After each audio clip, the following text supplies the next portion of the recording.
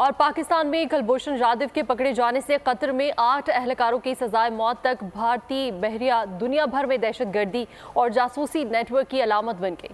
بھارتی میڈیا نے قطر میں ہونے والی رسوائی کا ملبہ بھی پاکستان کے سر پر ڈال دیا۔ بھارت کے لیے دنیا بھر میں سفارتی تعلقات رواں رکھنا مشکل ہو گیا۔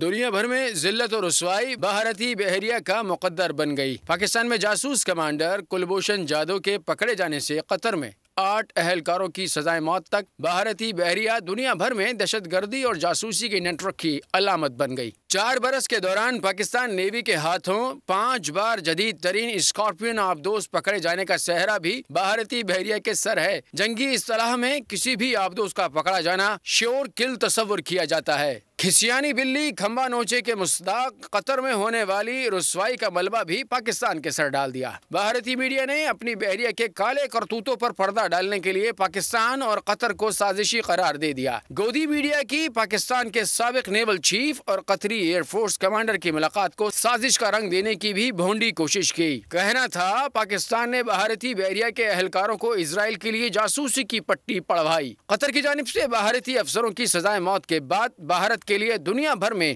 سفارتی تعلقات رواں رکھنا مشکل ہو گیا۔ سبسکرائب کریں اور بیل دبائیں تاکہ کوئی خبر رہ نہ جائے۔